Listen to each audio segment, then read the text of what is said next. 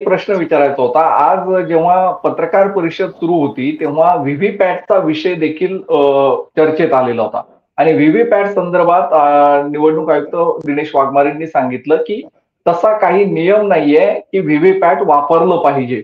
त्या संदर्भात काही सांगता येईल का सर? व्हीव्हीपॅटचा विषय जो आहे, की त्यांनी नांदेडमध्ये त्याचा वापर केलेला होता, म्हणजे प्रात्यक्षिक घेतलेलं होतं.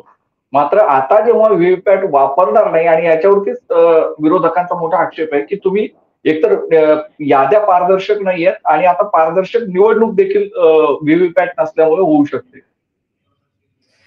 उन्मेष, बरोबर. मी ती प्रेस कॉन्फरन्स ऐकताना मी पण हा मुद्दा ऐकला होता. तर आता हे कसं आहे की कुठलाही सरकारी अधिकारी आहे ना, तो नियमावर बोट ठेवून काम करतो. म्हणजे तो काय म्हणणार की बाबा तिथं कुठे लिहिलेले आहे की तिथे व्हीव्हीपॅट तुम्ही वापरा.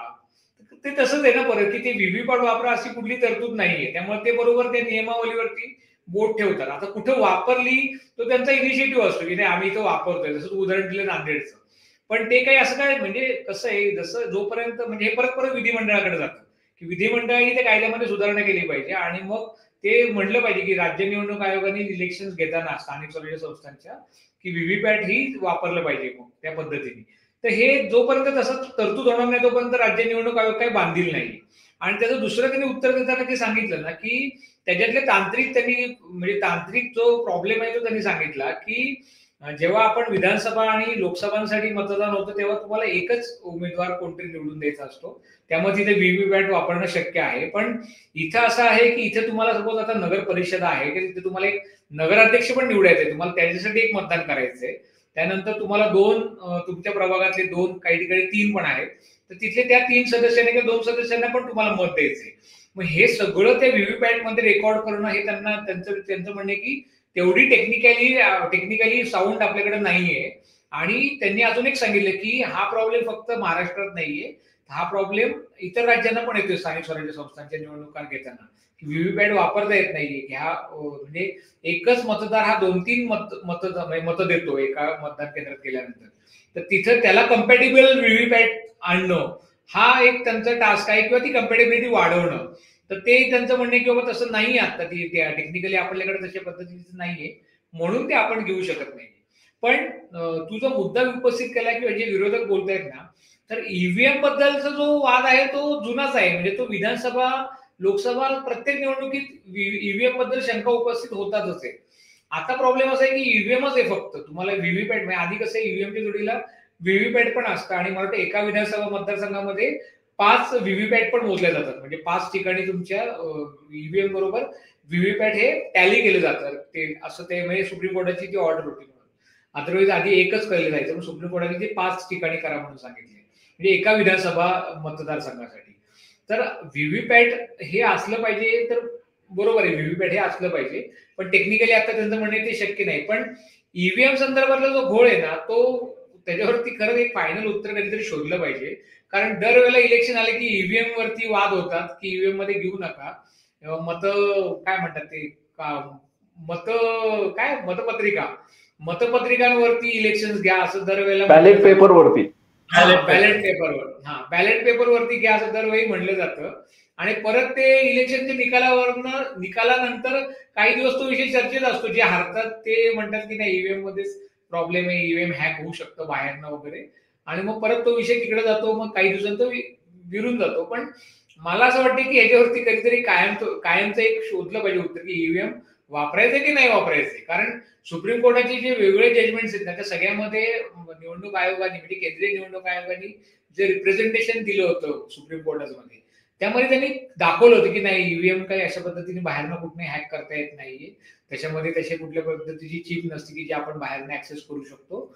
आणि सुप्रीम कोर्टाने वेगवेगळ्या जजमेंटमध्ये आणि वेगवेगळ्या कोर्टाने म्हणजे वेगवेगळ्या जजेसनी, असंही नाही म्हणतात की एकच जज होते कायम, वेगवेगळ्या जजेसनी असे निकाल दिलेले की ईव्हीएम हे वापरायला हरकत नाही. आणि भारतासारख्या देशामध्ये शक्य पण नाही ईव्हीएम शिवाय मतदान. म्हणजे मतपत्रिकेवर घ्या असं म्हणणं शक्य आहे, पण ते किती दिवस चालेल ती इलेक्शन.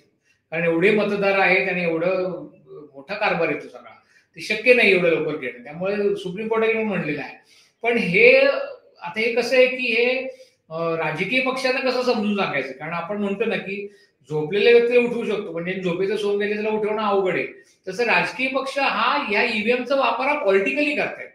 कारण त्यांना जेव्हा ते सुटेबल नाही वाटत तेव्हा ते म्हणतात ईव्हीएम मध्ये दोष होता. पण जिथे जिथे निकाल त्यांच्या बाजूने लागले तिथं तिथं त्यांनी ते ऍक्सेप्ट केलेले आहेत ना ईव्हीएम वरती आलेले. असं जर का असेल ना तुमचं स्टँड राजकीय पक्षांचं की नाही ईव्हीएम आम्हाला मान्य नाहीये, तर त्यांनी तो स्टँड सगळ्याच इलेक्शनसाठी ठेवला पाहिजे. मग फेवरेबल जरी निकाल आले ना आपला तिथे मुख्यमंत्री बसणार असेल तर ते काहीच बोलत नाही ईव्हीएम वरती, मग ते शांत राहतात. आणि जर का ईव्हीएम म्हणजे मुख्यमंत्री आपण विरोधक बसायची वेळ आली की मग ईव्हीएम मध्ये दोष होते, ईव्हीएम बाहेर हॅक केला होता असं म्हणलं जातं, ते काय बरोबर नाही. त्यामुळं ईव्हीएमचा विषय हा कायमचाच एकदा तोडगा काढला पाहिजे. आणि परत तो विषय राज्य निवडणूक आयोगाच्या अखत्यारी देत नाही. व्हीव्हीपॅट संदर्भात ते म्हणतात ते बरोबर आहे की कायद्यामध्ये तरतूद नाही. आणि म्हणजे मी मागं सुद्धा एकदा म्हटलं होतं की जे सरकारी अधिकारी आहेत किंवा जे घटनात्मक पदावरती जे व्यक्ती आहेत ना त्यांना म्हणजे घटने किंवा घटना किंवा स्टॅट्यूट किंवा कायदा काय सांगतो एवढ्याच विषयावरती त्यांना अधिकार आहेत. त्याच्या पलीकडे जर का जाऊन त्यांनी म्हणजे राज्य निवडणूक आयोग आता जर का म्हणलं की व्हीव्हीपॅट वापरायचे आणि उद्या जर का एखादा सुप्रीम कोर्टात किंवा हायकोर्टात गेला तर त्याच्यावरती हिअरिंग होईल परत किंवा बाबा वापरता येईल का नाही, तर त्या कोर्टाचा निकाल काय ते पण बघावं लागेल. कारण तसे पॉवर्स नाहीये त्यांच्याकडे, अधिकार नाहीये. त्यामुळं आपण यातली जो विसंगती आहे ना ती विसंगती एवढीच आहे की राजकीय पक्षांना बोलण्यासाठी काही तुम्ही रोखू शकत नाही. राजकीय पक्ष हे वेगवेगळ्या विषयांवरती बोलू शकतात, पण घटनात्मक पदांवरती व्यक्तीची बसती तिला बोलताना अनेक बंधनं आहेत. त्यांनी घटनात्मक पदावरील व्यक्तींनी बोलताना कायद्याला धरूनच बोललं पाहिजे. ते काहीही आरोप करू नाही शकत किंवा काही वाटेल ते नाही बोलू शकत. तसं झालं तर मग ते त्यांच्यासाठी पण ते त्रासदायक ठरेल. राजकीय पक्षांसाठी असं काही नसतं किंवा राजकीय नेत्यांसाठी असं काही नसतं. तर ते म्हणू शकतात की हा विषय असा आहे, हा विषय तसा आहे. त्यांना त्या पद्धतीने सांगायला हरकत नाही. म्हणजे ते आता परवा आपण बघितलं आता सत्याचा मोर्चा जो झाला शनिवारी 1 तारखेला, तर राज ठाकरेंनी एक ते म्हणले काढतो पडदा आणि मग त्यांनी असे खूप पुरावे दाखवले.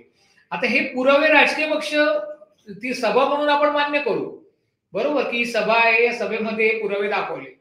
आता हे कोर्टात व्हॅलिडेट का नाही कोणाला माहिती ना. उद्या जर का एखाद्या यांनी कोर्टात गेला तर हे पुरावे मान्य होणार करायचे कोर्टात, कारण हे पुरावे आहेत का आधी. कारण पुराव्यांसाठी परत भारतीय साक्ष अधिनियम आहे, इंडियन एव्हिडन्स ऍक्ट आहे की कुठले पुरावे म्हणून मान्य होतात. त्यामुळे ह्या गोष्टी आहेत ना हे म्हणजे राजकीय पक्ष त्यांच्या सभा इथे या सगळ्या गोष्टी हे सगळे पुरावे आहेत असं म्हणून ते म्हणू शकतात. पण ते प्रत्येक वेळेला जेव्हा प्रूव्ह करायचा विषय येतो तेव्हा मग अनेक टेक्निकॅलिटीज असतात, मग अनेक नियम असतात, त्या नियमानुसार तुम्हाला जावं लागतं आणि मगच ते पुरावा म्हणून तो ग्राह्य धरला जातो. अदरवाईज तो पुरावा म्हणून ग्राह्य धरला जाते, त्याचा कोर्टात विचार पण होत नाही. ती या सगळ्या गोष्टी मग राजकीय पक्ष तिथं कधीच बोलायला जात नाहीत किंवा ते त्यात पडत नाही. त्यामुळं माझं असं म्हणणं आहे की जो मूळ प्रश्न जो आपला आहे की व्हीव्हीपॅट संदर्भातला, तर व्हीव्हीपॅट असलं पाहिजे पण ती टेक्निकॅलिटी नाही. आता हे आज एवढ्या उशिरा का सांगतात हा खरा प्रश्न आहे. इतके वर्ष इलेक्शन चालू आहे, व्हीव्हीपॅट वापरून पण आता बरेच वर्ष झालेत. मग ते आपण कम्पॅटिबिलिटी वाढवायला पाहिजे होती की एकाच मतदान म्हणजे ईव्हीएम मध्ये जर का एक मतदार 3 जणांना मतदान देणार असेल तर त्या पद्धतीने ईव्हीएम ला कम्पॅटिबल व्हीव्हीपॅट असले पाहिजेत.